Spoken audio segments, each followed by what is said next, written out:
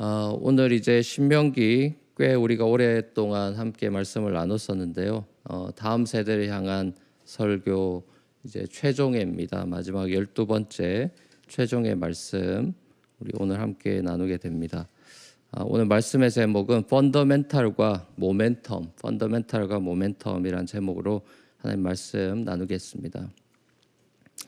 옛날에는 우리가 아날로그와 디지털 세대로 나눴던 때가 있었어요. 이어령 박사님 같은 경우는 디질로그다 이런 책을 내기도 하셨습니다. 오래전에 제가 이 책을 읽었던 거라 자세한 기억은 안 나지만 전반적으로는 옛것과 새것의 통합에 관한 그런 내용으로 기억이 됩니다. 요즘 한국의 키워드 중에 하나는 이 디질로그랑 어쩌면 비슷한 것 같은데 뉴트로라는 말이 맞는 것 같습니다. 그러니까 레트로랑 뉴의 만남이 이루어지는 것을 방송에서 많이 보게 되는 것 같습니다. 그 싹스리라고 하는 그 가수 이효리, 유재석 이런 분들이 혼성 그룹을 만드는 그런 프로젝트 프로그램이 아마도 30, 40대의 주목을 많이 끌고 있는 것 같습니다. 그 90년대 레트로 감성을 원하는 사람들한테 인기가 있는 것 같아요. 결국 사람 안에 있는 그 옛것에 대한 그리움과 새것에 대한 갈망, 이 두 가지를 적절하게 잘 조합해서 사람들의 마음을 사로잡는 모습을 보는 거죠. 많은 학자들은 이 포스트 코로나 시대는 지금과 여러 가지 측면에서 이제 세상이 달라질 것 같다 이런 말들을 많이 합니다. 교회도 그럴 것 같습니다. 지난주 그 라디오 코리아의 그 프로그램에 제가 인터뷰를 했다고 그랬잖아요. 그 짧게 나눴듯이 결국은 변화하는 세상 속에서 살아남는 기업이나 혹은 앞서가는 기업이나 조직은 결론적으로 제가 그때도 간단하게 말했던 게 뭐냐면은 펀더멘털이 강한 조직입니다라고 생각하는 거죠. 그러니까 위기가 오면 교회도 펀더멘털이 강했던 교회가 살아남고 버틸 뿐만 아니라 그 펀더멘털 위에 무언가 새롭게 세워갈 수 있는 그런 모멘텀을 가지게 되는 것 아니겠습니까? 자, 그렇다면은 교회의 펀더멘털이 뭘까요? 예수님의 말씀에서 우리가 찾아볼 수 있습니다. 마태복음 16장에 보면 예수님께서 이 에클레시아 교회라는 단어를 처음 쓰시고 교회 개척의 비전을 베드로한테 말씀하셨거든요. 그때 예수님께서 뭐라고 하셨는지 기억나십니까? 이 반석 위에 내가 내 교회를 세우겠다 이런 말씀하셨어요. 자, 그럼 이 반석이 뭘까요? 바로 그 앞절에 나오는 베드로의 신앙 고백을 가르치는 겁니다. 주는 그리스도시요 살아계신 하나님의 아들이십니다. 여기 위에 이 반석 위에 내가 교회를 세우겠다 그 얘기하신 거거든요. 자, 그러니까 교회의 펀더멘탈이라는 거는 예수 그리스도에 대한 신앙 고백입니다. 그러니까 사도 바울도 교회의 이 펀더멘탈로 교회의 머리가 예수 그리스도라는 거를 자주 강조하죠. 그리고 머리 대신 예수님에게 모든 성도들이 지체로서 바디 파트로 유기적으로 하나의 몸으로 붙어 있는 모습을 교회로 많이 그리죠. 자, 사도 베드로도 베드로전서에서 산돌이란 단어를 쓰면서 산돌들인 성도들이 그 산돌 되시고 또 머릿돌 대신 예수님한테 붙어서 신령한 집으로 지어져 가는 거를 교회다 이렇게 비유하는 모습도 봅니다. 자, 그러니까 교회의 펀더멘탈이라는 거는 한마디로 말하면 예수 그리스도이십니다. 그러니까 우리 교회 이렇게 말하기 전에 사실 예수님의 교회입니다. 그러니까 우리 뉴프론티어 교회는 예수님의 교회입니다. 우리가 뭐 온라인 예배나 순모임이나 각종 모임으로 모이는 이유도 우리를 구원하신 예수 그리스도를 더 알아가고 더 찬양하기 위함입니다.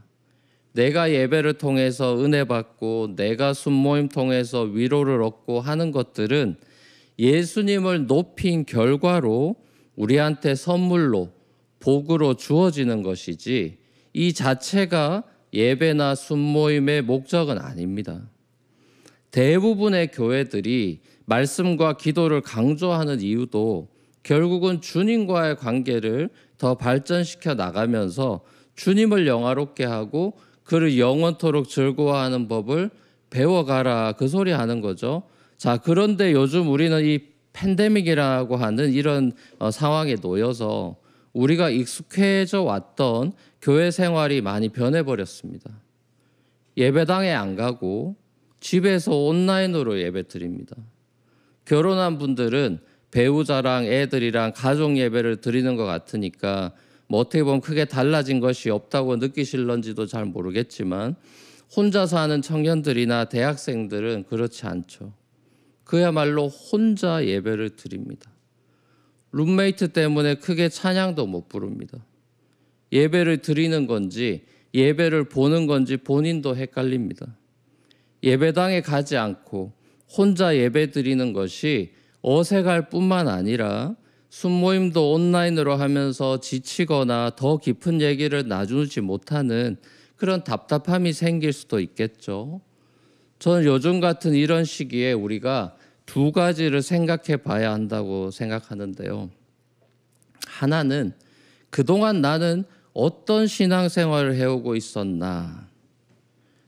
나는 슬기로운 교회 생활을 해오고 있었나? 이 나의 이전의 신앙생활을 그리고 교회 생활을 한번 돌아봐야 돼요. 오늘 모세가 짓게 되는 그런 노래도 보면 과거의 스토리, 이야기를 담고 있지 않습니까? 나의 과거의 이야기는 뭔가? 나와 주님과의 관계는 어땠나? 이걸 한번 돌아봐야 돼요. 나는 뉴프론티어 교회를 왜 다녔나? 나는 순모임을 왜 했나? 한번 깊이 돌아볼 필요가 있습니다. 자, 그리고 또 한편으로는 과거가 아닌 지금의 나, 요즘 나는 어떻게 신앙생활하고 있나? 또 교회 생활하고 있나? 한번 또 봐야 되겠죠. 물론 교회 생활이라는 것이 신앙생활은 아니죠. 신앙생활은 그야말로 우리 삶 전체를 아우르는 말이니까 교회 생활이라는 말보다는 훨씬 더 큰 개념이죠. 그 신앙생활의 중심을 잡아주는 것이 교회 생활이라고 할 때 지금 팬데믹으로 인해서 이게 모이는 교회가 힘들어진 이 시기에 나는 여전히 신앙생활을 제대로 할 수 있는가 하는 것에 대한 질문도 한번 던져봐야 되는 거예요. 그러니까 다시 말하면은 그동안 내 삶 속에 주님은 어떤 분이었는가를 돌아봐야 하고 또 나는 지금 어떤 소망을 가지고 있는가를 생각해 봐야 되는 거죠. 자, 또한 내게 교회는 어떤 의미였고 나는 어떤 교회 생활을 하고 있었나 돌아봐야 합니다. 그동안 만약 여러분이 주님과 동행하는 그런 삶을 신실하게 살고 있었다면은 지금 홀로 있는 시간이 주님을 오히려 더 깊이 만나게 되는 특별한 시간이 될 수도 있을 겁니다. 하지만 그동안 주님과 좀 멀어져 있었다면 지금의 시간은 견디기 쉽지 않은 시간이 될 수도 있어요. 그러니까 참된 인격과 신앙의 그 진가라는 거는 여럿이 있을 때 드러나는 게 아니고 혼자 있을 때 드러나는 겁니다. 소위 이 고동력, 홀로움, 제가 그 거북이 책에도 썼지만 이 고동력 혹은 홀로움의 시간을 혼자 있는 시간을 통해서 우리가 주님을 묵상하고 정기적인 멈춤의 훈련을 해왔던 사람들은 이 활동이 멈춰버린 비활동의 요즘의 시간을 어느 정도는 견뎌낼 수 있을 거예요. 하지만 신앙생활이라는 거를 내가 원할 때 특정한 교회 행사를 참여하는 것이나 단기 선교를 가는 것이나 찬양대에서 찬양을 부르는 것으로 활동으로 생각해 왔던 사람, 쉽게 말하면 신앙생활을 교회 활동이나 사역과 동일시했던 사람들은 지금의 이 시간들 가운데 내가 영적으로 힘들다 이런 얘기를 할 가능성이 높아요. 팬데믹이 빨리 끝나고 다시 예전으로 빨리 돌아갔으면 좋겠다 이렇게 단순하게 생각해 버리면 이 시간을 통해서 여러분이 배울 수 있는 소중한 기회를 놓칠 수 있습니다. 하나님의 멈춤에는 보다 깊은 뜻이 있을 수 있다고 생각해요. 아무도 예상하지 못한 이 팬데믹 상황 가운데 하나님께서는 모든 것을 새롭게 하시려고 새로운 기회를 주시려고 하는 것 같은 생각이 많이 듭니다. 과연 나는 이제까지 제대로 신앙생활을 해왔나? 나는 제대로 교회 생활이란 걸 해왔나? 곰곰이 한번 돌아봐야 합니다. 크게 소리내서 찬양할 수 없다면은 평소 즐겨 부르던 찬양 가사를 조용히 읊조려 보는 것도 좋을 것 같아요. 나는 어떤 찬양의 고백을 주님께 드리고 있었나? 우리 교회는 그동안 어떤 찬양으로 하나님께 예배했나? 한번 돌아보세요. 자, 올해 우리 교회 주제곡은 버킷리스트입니다. 하나님을 영화롭게 하는 무언가를 죽기 전에 한번 해보고 싶다라는 그런 소망을 담아서 우리가 함께 온라인이 아니고 오프라인 때도 매주 예배 때 파송의 찬양으로 고백한 노래죠. 자, 이 가사에 보면은 이젠 나보다 주 위를 봐, 이젠 나보다 주 위를 봐라는 가사가 있잖아요. 도대체 아무것도 할 수 없는 이 시기에 이 버킷리스트의 노래는 어떤 의미일까? 설교를 준비하면서 문득 이 올해 표 노래가 다시 한번 생각나면서 묵상하게 되는 시간이었습니다. 제가 이 표를 생각하고 노래 가사를 우리 원전사님께 드리고 이 곡이 이제 발표되었을 때만 해도 이 노래의 의미를 저 자신도 충분히 소화하지 못했던 것 같아요. 이 노래를 매주 고백하면서 벌써 올해 절반의 시간이 흘러서 이제 6월의 어느 이 시점에서 다시 이 고백의 진정성과 의미를 되묻게 됐어요. 아무것도 하지 못하고 집에만 갇혀 있는 지금 나의 버킷리스트는 뭘까? 나보다 주 위를 보는 것, 나보다 주위를 보는 것이 이 나의 버킷리스트의 목표일 텐데 버킷리스트가 뭐냐라는 게 중요한 게 아니라 난 이 목표, 나보다 주 위를 보는 것, 나보다 주위를 보고 있나 하는 이 근본적인 질문을 던지게 됩니다. 나보다 주 위를 보는 것은 어떤 분에게는 개인 묵상의 시간일 수도 있고 또 어떤 분에게는 매일 밤 온라인 10시 기도회일 수도 있겠죠. 또 나보다 주위를 둘러보는 것은 친구들에게 안부를 묻는 카톡일 수도 있겠고 어려움을 당한 친구나 불신 가족들 또 친구를 위해서 중보 기도하는 것일 수도 있겠고 블랙 라이브스 매터 이런 어떤 평화로운 시위에 동참하는 것일 수도 있겠고 여러 가지 모습으로 나타날 수 있겠죠.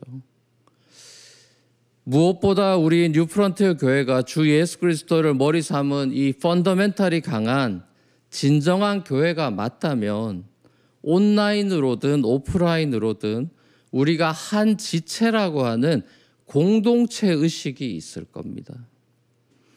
코로나는 예수님의 산상수 마지막 비유처럼 나오는 그 홍수가 왔을 때 그 홍수처럼 이 세상에 그 홍수가 다가왔고 반석 위에 세워진 집 같은 그런 개인과 교회는 흔들림이 없겠죠. 전 이번 팬데믹이 우리 신앙생활을 돌아보게 하고 또 우리의 교회 생활을 근본적으로 돌아보게 하고 있다는 점에서 기회일 수 있겠다 싶습니다. 신앙생활의 본질, 교회 생활의 본질에 대해서 코로나가 질문하고 도전하고 있습니다. 포스트 코로나 철치에 대한 수많은 담론들과 방법론들도 이 펀더멘털 위에 세워져야 의미가 있겠다 싶습니다. 단순히 교회의 생존을 위한 대처나 교인 안 잃어버리려고 방어로 대응한다면 교회는 코로나한테 지는 거라고 생각해요. 교회가 교회면은 코로나가 오든 그보다 더 강한 놈이 오든 저는 끄떡없을 거라고 생각합니다. 많은 교회들이 혼란 속에 빠져 있습니다. 특히 각 교회 리더십들은 방향을 잃어버린 것 같은 당혹스러움을 경험하고 있어요. 저도 당연히 예외는 아니겠죠. 하지만 저는 두려움으로 코로나를 대응하지는 않을 겁니다. 전 이 위기를 우리 교회가 그리고 여러분이 더 영적으로 거듭나고 성숙해지는 계기가 되기를 소망합니다. 순이 너무 중요하구나. 공동체가 너무 소중하구나를 깨닫는 시간이 되면 좋겠어요. 그래서 우리가 언제 다 같이 다시 모이게 될런지는 아무도 모르지만 다시 모이게 될 때 다들 뿔뿔이 흩어져 버리는, 그래서 공동체를 스스로 떠나버려서 이 무너져 내려 있는 그런 허물어진 교회의 모습이 아니라 더 단단해지고 성숙해져서 예배와 찬양과 섬김이 더 달라져 있는 좋은 쪽으로 그런 우리 교회의 모습을 기대하고 상상하며 기도합니다. 저는 우리 교회가 그런 교회가 될 수 있다고 믿어요. 지금까지 여러분들이 하나님께 그 드린 헌금도 그 재정부 얘기를 들으면 줄지 않고 오히려 더 늘어났다는 얘기를 들으면서 여러분이 주님께 드리는 그 헌신이 줄어들지 않았구나, 그런 걸 보게 됩니다. 물론 뭐 이게 다 모든 걸 다 말해주는 척도는 아니라 할지라도 여러분이 우리 공동체를 소중하게 생각하고 우리 교회를 통해서 주 위를 보고 주위를 둘러보려는 그 신앙의 펀더멘털이 강하다는 것을 보게 되면서 너무 하나님께 감사하게 생각하고 있습니다. 사랑하는 우리 뉴프런트 교회 성도 여러분, 하나님께서 저와 여러분을 정금과 같이 나오게 하시려고 이런 시련을 주신다고 생각합니다. 하지만 예수님의 피로 값주고 사신 교회와 성도를 하나님께서는 절대로 포기하시지 않습니다. 하나님은 여러분을 망하게 그냥 내버려 두고 멍하니 쳐다보시는 분이 아닙니다. 여러분을 끝까지 책임지고야 마실 것이고요. 조금만 더 마음을 강하게 먹고 용기를 내십시다. 우리가 다시 만나는 날 우리 교회에는 애들이 일단 많아져 있을 겁니다. 코로나 베이비들이 여기저기서 일어나고 있습니다. 절망 중에도 새 생명을 주시고 역사를 이어가시는 하나님의 뜻을 봅니다. 절망의 시기 사사기 시대에도 불임의 한나에게 새 생명 사무엘을 주셔서 새 시대를 여시는 하나님의 섭리를 봅니다. 고통의 시기에 기도의 펀더멘탈로 주님을 붙잡은 한나가 인생의 새로운 모멘텀을 경험하게 되었습니다. 하나님께서 우리 신앙생활에, 우리 교회 생활에 새로운 모멘텀을 주시려고 이런 어려움을 주시는 것 같습니다. 따라서 우리는 이 시기에 우리의 펀더멘탈을 돌아보면서 주 위를 바라보며 새 노래로 찬양하고, 주위를 돌아봐서 외국인 고아 과부를 돌보는 참된 경건을 실천함으로써 하나님의 버킷리스트를 채워가는 저와 여러분들이 될 수 있기를 우리 주님의 이름으로 간절히 축원합니다.